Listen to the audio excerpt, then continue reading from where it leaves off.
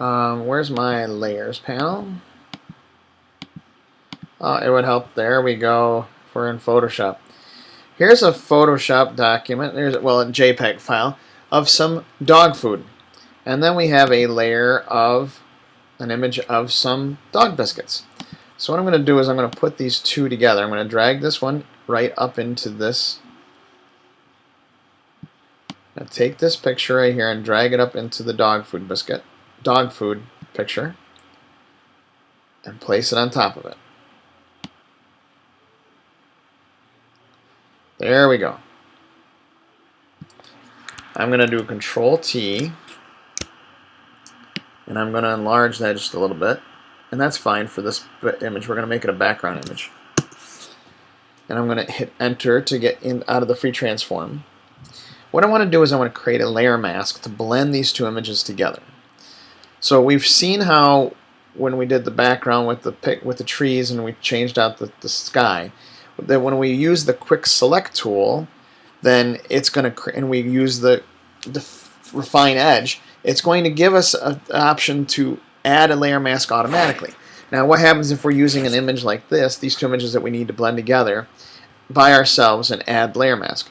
So down here in our layers panel, we have the trash can, we have the new layer icon, we have a folder, we have the adjustment layers, and we have a new layer mask, add layer mask icon. So if I click on this, it's going to add a layer mask.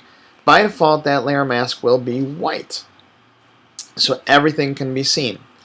Now remember, when we're in a layer mask, we're in a black and white world. It's kind of like going to the Wizard of Oz. When Dorothy is in canvas, everything's in black and white. When you step over into Oz, everything's in color. So everything in the mask is Kansas, everything live is color. So let's take a gradient. And what I want to do is I want to make sure that our gradient is, switch this so our foreground color is black. And then I want to come up here to our gradient tool. See, it goes black to white. That's great, but I want to go black to transparent. See, black to transparent. Anything we paint with black makes it disappear. Anything we paint with white or use white in the mask makes it appear. So I'm going to come down here to my cursor right down here to the bottom of the dog bones. I'm going to click and drag up with my gradient tool and watch what happens. It takes black and paints up into the dog biscuits, so anything in between white and black is different shades of transparency. They're different shades of gray, so that's different levels of transparency. So at 50% gray, you have 50% transparency. So here the two images blend together quite nicely. Now if we wanted to, we can grab a paintbrush, and I'm going to use my left and right bracket tools to make my brush much bigger. And I'm going to swap the colors to white. And look what I'm going to do. I'm going to paint on some of these with white so you can't see the transparency, but I want the other ones all in here to blend very nicely. And then if we want, we can come get the dog again and bring the dog in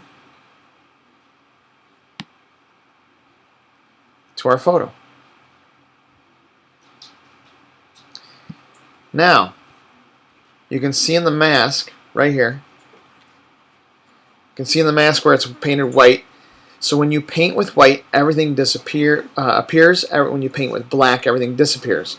So if I have the dog, I can use the mask to hide him. I can use the mask I can turn off the mask by clicking on, holding the shift key down, click on the mask, turn that back on, and we can create a quick composite very nicely that looks very good. So when you're putting together all your images for your first project, your self-promotion project, then you can use the mask on a lot of different things, a lot of different ways. Your self-promotion project can be a promotion project. I will give you all the requirements on it, it's not on how good it looks, it's on how you do everything with my requirements. How many layers, how many text layers, how many layer masks, how many images, everything. I'm going to give you a whole list of things, and you can do it on anything you want. You can be doing a self-promotion project on you being a NASCAR driver, or you being a babysitter, or a photographer, or a graphic designer, or a pet sitter, or a dog food vendor. I don't care. Whatever you guys want to do, have fun with it. Start gathering images now, and you will have to have an image of yourself for this project. And I know people hate to have a picture of themselves that they have to use, but that's the beauty of Photoshop. You can take this photo and you can make it so that maybe we change the layer mode on this layer and do some funny, crazy stuff so that you're not seen as well as you'd like to be. We'll have lots of things to do, so gather as many images as you can. The more images you have, the easier it is to work on this project. Because if you've got to keep continually going back to get more images, it becomes a roadblock and a speed bump, and the project doesn't go as smooth. So I hope you understand layer masks a little more. I will try to post some other videos, links to other videos that are some good layer mask tutorials, and you'll just be amazed at how amazing these layer masks are and how much fun they can be. And